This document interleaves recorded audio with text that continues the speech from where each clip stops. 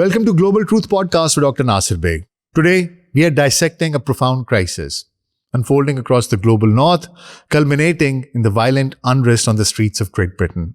To understand how localized tragedies transform into global flashpoints, we must look beyond the immediate chaos and examine the foundational myths animating the modern far right. Chief among these is Great Replacement theory, a deeply conspiratorial and xenophobic narrative asserting that a hidden globalist elite is deliberately orchestrating the demographic and cultural erasure of white Western populations through mass migration from non-West nations. This theory has successfully transitioned from the dark, fringe corners of internet forums directly into mainstream political discourse, serving as the psychological engine behind contemporary anti-immigrant movements.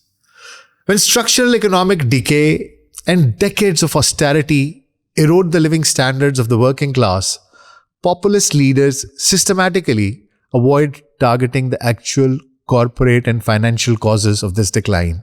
Instead, they weaponize the fear of cultural displacement, transforming legitimate economic anxiety into an existential, civilizational panic. This globalized framework sets the stage for our case study today. The violent riots in Southampton, UK, which erupted following the tragic stabbing of teenager Henry Nowak. We will examine how a deeply localized tragedy was instantly seized upon by populist figures like Nigel Farage and far-right instigators like Tommy Robinson.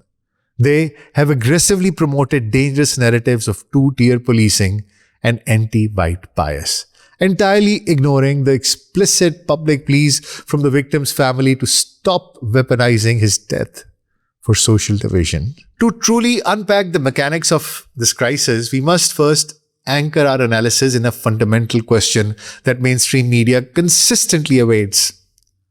Why do people migrate in the first place? Human displacement is rarely a causal or opportunistic choice. It is an agonizing survival mechanism. Populations flee their ancestral lands to escape dire economic stagnation, systematic lack of opportunities, political turmoil, devastating wars, and brutal religious intolerance. They cross continents and oceans in pursuit of baseline safety and functional future for their children. However, a serious historical analysis requires us to dive into the underlying structural causes of these conditions. Why are these specific regions of the world, stretching from the Indo-Pak subcontinent across the Middle East and deep into Africa, locked in perpetual cycles of socio-economic and political instability? The historical record proves an undeniable answer. The vast majority of these source nations are grappling with the structural mutations of colonial legacy or the catastrophic outcomes of recent Western interventions. The structural problem faced by these countries are either legacy issues from the colonial era or the direct consequence of military, political, and economic interventions orchestrated by NATO and the United States. For centuries, Western empires extracted wealth, drew arbitrary borders that triggered multi-generational ethnic conflicts. Look at Kashmir, look at Palestine. And they didn't stop there. They systematically dismantled the indigenous governance and economic architectures of these colonies. In the modern era, this extraction shifted from overt colonial rule to sophisticated economic correction and direct military campaigns. Whether we analyze the destabilization of Syria, the multi-decade occupation of Afghanistan, or the economic stagnation of nations across Africa and South Asia, we are non-liberal structural adjustment programs. The pattern remains unbroken. Western foreign policy creates the very chaos that forces this population to flee. People cross borders because Western military interventions and corporate extractions cross theirs first. Migration, in its truest sense, is the geopolitical consequence of historical and contemporary empire building coming home to the roots. For decades, Western economies and Great Britain in particular actively welcomed these global flows of labor. It is not that in the beginning it was a burden for them. For decades, they were happy. They used to welcome them, this global flow of labor. In the post-World War II era, the massive task of domestic reconstruction demanded a steady, highly affordable workforce. Migrant labor built the foundational infrastructure of modern Britain, staffing the national health services, running the transport networks, and fueling industrial production. This historical reality was quietly absorbed by the state and eventually repackaged into the modern liberal political narrative of multicultural diversity. Now, an interesting phenomenon happened. For the first generation of immigrants, the unspoken social contract dictated by the host nation was clear. Provide cheap labor, accept social marginalization, keep your head down, and remain on socio-economic and political periphery. However, a profound shift occurred across subsequent generations. The children and grandchildren of these immigrants, these early immigrants, integrated fully into the structural fiber of British society. They obtained higher education, excelled in professional spaces, and began contesting for highly influential positions within the country's political, judicial, and cultural institutions. This demographic and institutional ascension fundamentally disrupted traditional racial and class hierarchies, triggering a severe, coordinated backlash from the far right. The dominant culture was comfortable with immigrants as a permanent underclass of cheap labor.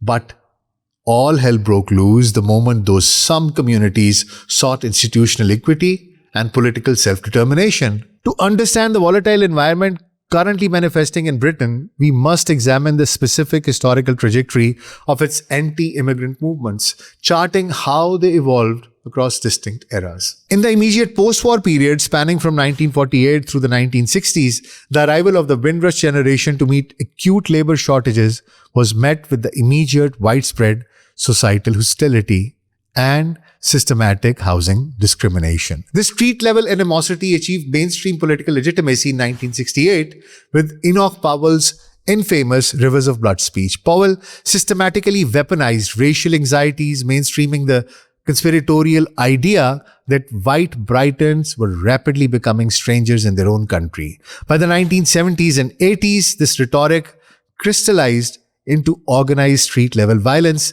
led by groups like the National Front, which eventually mutated into formal political organizations like the British National Party. Following the events of September 11, 2001, the core focus of these movements underwent profound strategic evolution. The far right shifted away from generalized xenophobia toward highly targeted Islamophobia. This era saw the formation of the English Defence League, which explicitly reframed racial grievances into a civilizational defense against Islam. In the contemporary era, spanning from the 2016 Brexit referendum to the rise of the Reform UK, these anti-immigrant narratives have been fully institutionalized, utilizing digital ecosystems and sophisticated populist political branding to convert marginal street thuggery into an influential electoral force. The contemporary Western far right is no longer a localized, isolated domestic phenomenon. It operates as a highly sophisticated, well-funded transatlantic network, where street-level agitators in the United Kingdom are systematically amplified, protected, and legitimized by massive financial and ideological operations anchored in the United States and international networks. We must confront the explicit operational coordination between tech billionaires, hardline Zionists, and the far-right leaders like Tommy Robinson, whose legal name is Stephen Yegsley Lennon. Consider the direct intervention of global digital infrastructure owners, most notably Elon Musk. Following the outbreak of the US riots, Musk did not merely act as a passive platform provider. He actively leveraged his personal account of nearly 200 million followers to intervene in British sovereign affairs by repeatedly declaring to his massive audience that civil war is inevitable, interacting directly with fringe far-right accounts, and personally demanding the release of Tommy Robinson. Musk acted as a personal algorithmic booster. Under the guise of absolute free speech, his platform systematically altered algorithms to reward high outrage content. Data confirms that Tommy Robinson's posts accumulated over 434 million views in the immediate aftermath of the Southport and Southampton incidents, a 5-fold increase in his typical digital reach. By systematically disabling robust content moderation and re-platforming convicted extremists, these platforms have turned digital spaces into active weapon systems for radicalization. Simultaneously, we must examine the deep, documented financial and operational symbiosis between far-right anti-immigrant leaders and neoconservative right-wing Zionist networks. While traditional historical far-right movements were explicitly rooted in anti-Semitism, contemporary figures like Tommy Robinson have executed a strategic geopolitical pivot. They have aligned themselves directly with hardline Zionist media outlets, think tanks, and international billionaires who view Islam as a shared existential adversary. Through organizations like the Middle East Forum in the United States and various right-wing Israeli advocacy networks, Robinson and his contemporaries have received hundreds of thousands of dollars in legal defense funds, high production media support, and international political hosting. This alliance operates on a precise transactional logic. By framing the presence of Muslims in the Western metropoles, as an immediate threat to the Western world, these far-right figures provide domestic ideological backing for aggressive, militaristic foreign policies. Where? In the Middle East. In return, they secure the immense financial liquidity, legal protection, and mainstream media access required to sustain their domestic operations. This brings us directly to the volatile flashpoint in Southampton following the tragic murder of 18-year-old student Henry Nowak. The verified facts of the case reveal a complex tragedy. Nowak was fatally stabbed during a street altercation, and the perpetrator subsequently fabricated allegations of racial abuse to arriving law enforcement officers in a calculated attempt to misdirect the investigation. The initial body-worn camera footage captured a highly distressing, chaotic sequence where arriving officers handcuffed the dying teenager while attempting to secure a highly volatile scene. An operational failure and a deeply harrowing sequence of events that drew sharp criticism from the highest levels of the government. However, far-right instigators completely bypassed the facts of the investigation. They entirely ignored the explicit, heartbreaking public pleas from Henry Nowak's family, who begged public figures to stop weaponizing their son's death to foment racial and religious divisions. Instead, populist leaders and online agitators immediately hijacked the tragedy to aggressively propagate the myth of two-tier policing. Two-tier narrative is a highly calculated distortion of reality. It asserts that British law enforcement and judicial system treat white native citizens with draconian severity while deliberately maintaining a policy of leniency and appeasement towards ethnic minorities, Muslims, and undocumented immigrants due to institutional political correctness. This theory deliberately mischaracterizes complex operational errors, resource scarcity, and long-standing institutional reform initiatives such as the police anti-racism commitment as state-sanctioned anti-white prejudice.